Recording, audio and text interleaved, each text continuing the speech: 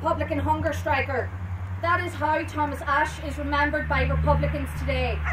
He does not just stand out in Irish history as being the first hunger striker to die, however. He was so much more than that.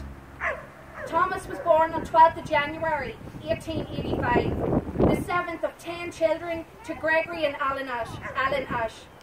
Thomas was born in another period of upheaval in Ireland, as the land agitation across the country threatened British rule. He grew up in the townland of Kinard, near Dingle and Kerry. His father Gregory instilled in his son a great love of Irish language, literature and culture that was to continue throughout his life. As a young man, he would be prominent in the Gaelic League and the GAA in Kerry. Thomas's other great love was teaching, and on the 16th of March 1908, he took up his position as the headmaster of the Cordoff National School in the parish of Lusk in North County Dublin. It was a job that he would continue in until Easter week 1916. As well as being an excellent teacher, he instilled in his pupils a love of Irish history and national identity, which often led to disapproval by the school inspectors. In Sean O'Loon's biography of Ashe, one pupil recalls, "He taught us all the Fenian songs and rebel ballads, which of course were not on the programme." Another pupil recalls Ashe's geography lessons, where he would point to England on a world map and humorously remark, "Never mind it, boys, it will disappear one of these days." But let there be no mistake of the progressive nature of Thomas's Republican ideals. A cousin of Thomas Ashe would recall, Thomas Ashe had a terrific love of Ireland, but he was not bitter against England. Thomas just wanted freedom for Ireland. By all accounts, Thomas Ashe was an active member of the nation, engaging in areas of Irish language, sport and of course politics. One noted aspect of his legacy is being the founder of the Black Raven Pipers Band in Lusk, which is still in existence today. Of course, the founding of the Irish Volunteers led the most important aspect of Thomas Ashe's activism. After the Redmondite split in 1914, he remained true to his nationalist beliefs and remained with the minority, becoming commander of the 5th Battalion. That he ascended to such a position so quickly demonstrates his natural leadership and skill that he would put to good use in Easter week 1916. In this time, he was also a member of the secret society known as the Irish Republican Brotherhood. It was in this role as commandant which saw Thomas lead the Fingal Battalion during Easter week, which included over 30 volunteers, attacking a number of RIC barracks across North County Dublin in those few important days. Thomas was overjoyed to soon receive a message from James Connolly from the GPO which read, "The Republican flag still flies triumphantly over Dublin City. There will be glorious days for Ireland yet." At the Battle of Ashbourne, his volunteers attacked the RIC barracks until it surrendered, losing 2 of their comrades. It was one of the few military engagements outside Dublin City during Easter week and the most outright military victory. Most notably, his tactical genius foresaw the more successful guerrilla tactics later used by Oglan O'Huron during the Tan War. It does make you wonder how much his talents could have helped during the later stages of the conflicts had he have lived. Following the rising, he was arrested, court-martialed and sentenced to death, like so many others. With the outcry over the first 15 executions, he was barely saved, with the sentence later being commuted to life imprisonment.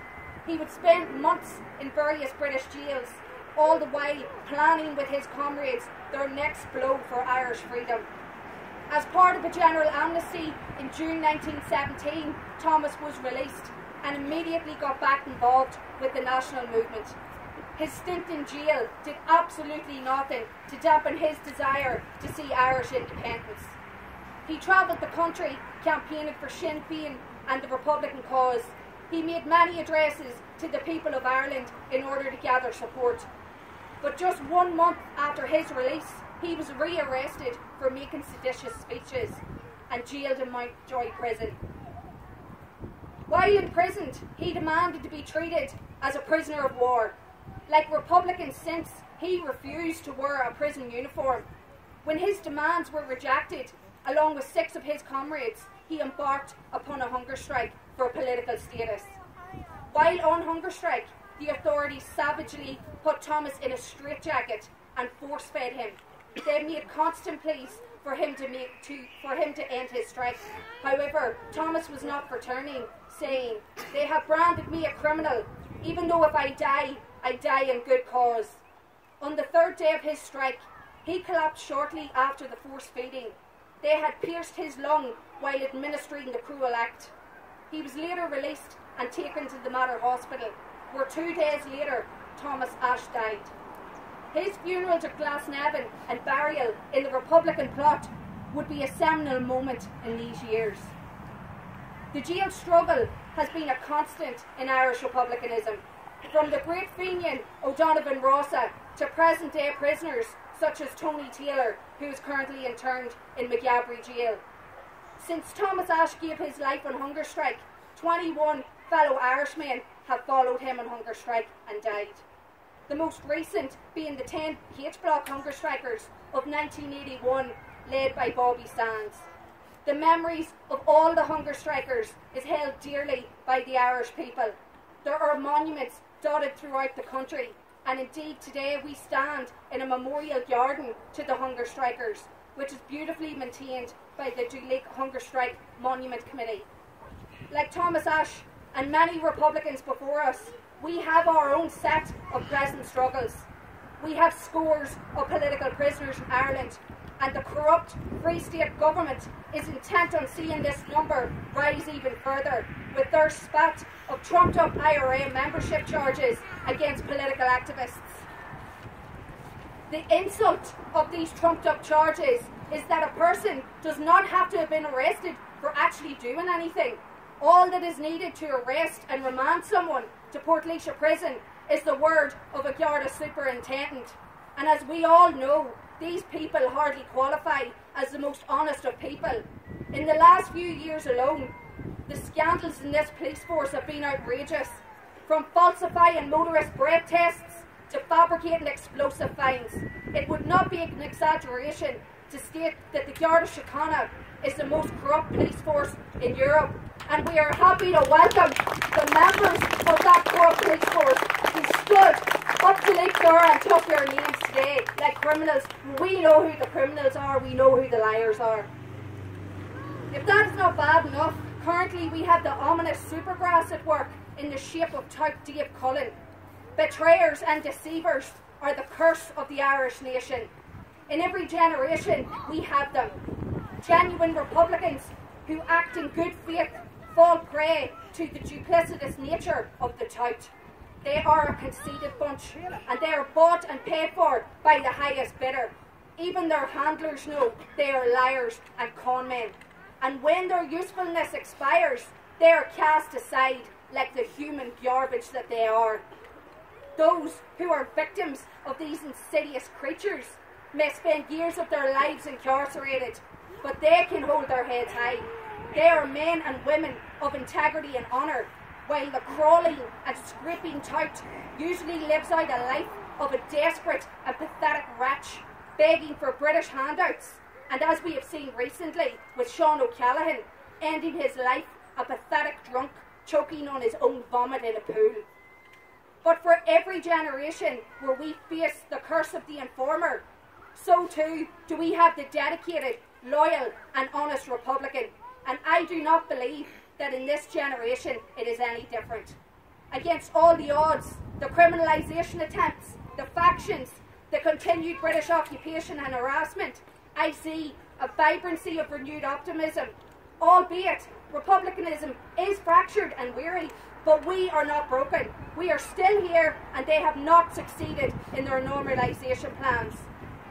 The ongoing partition of this country, propped up by the constitutionals, both north and south, stands in direct opposition to the republic to which we all pledge our allegiance.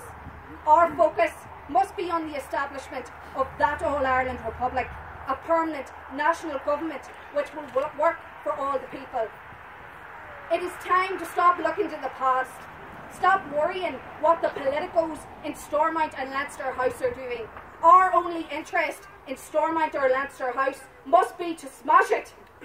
They say the definition of insanity is doing the same thing over and over again and expecting different results. For Republicans to even contemplate flirting with constitutional politics is absolutely insane. It didn't work for Fine Gael, it didn't work for Fianna Fáil, it didn't work for Provisional Sinn Féin, and it certainly won't work for us.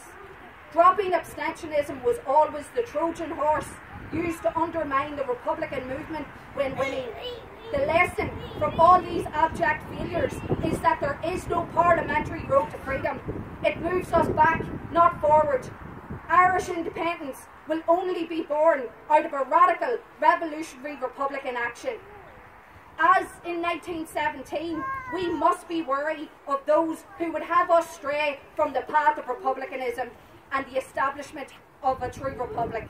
And these people can come from unexpected quarters and those that we may even consider our allies. Recall that on the day of Thomas Ashe's funeral in Glasnevin, after the volley of shots over Ashe's grave, a man in a volunteer uniform stepped forward and said so memorably, "Nothing additional remains to be said. That volley which we have just heard is the only speech which is proper to make above the grave of a dead Fenian." Well, that man was Michael Collins, who in only a few years would betray the ideals of his dead comrade Thomas Ashe and lead a counter-revolution that sought to overthrow the Republic of 1916. Collins offered an alternative to the Republic in the shape of the Free State. We have current people offering alternatives to the Republic. Let us take the lessons this time from history and reaffirm here today that we will accept nothing less than a united, independent Ireland. There are no alternatives. In closing, it would be appropriate to end with the words of Thomas Ashe himself. He gave an oration to a gathered crowd at Casement Fort, County Kerry, in memory of his comrade, the great Roger Casement, who had been executed a year prior. And Thomas Ashe said, "The voice of each succeeding patriot and martyr ringing from the scaffold is but another call, a trumpet call to the generations that are to come. The attempt which is meant to strike terror into the hearts of patriots reveals only a fierce resolve to be ever more determined, to resist all that tyranny can do, to crush the spirit of liberty." With his words, Thomas Ashe left for us a call to continue to fight for the Republic. And comrades, let us not be found wanting. An Public to Boo, Gormila my uncle.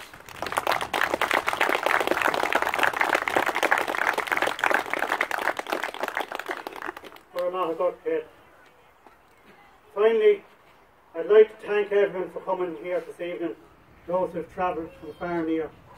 I'd like to thank the retailers, Eugene and Coffee Gallagher, for doing the flag in the Road of Honour at the Road Run. Robbie and the 32 CSM for assisting us with our colour party. Thanks very much. The stewards, James Carries for his contribution, and this man here as well for leading the march this evening to the monument. I'd also like to thank our advertisers who took advertisements out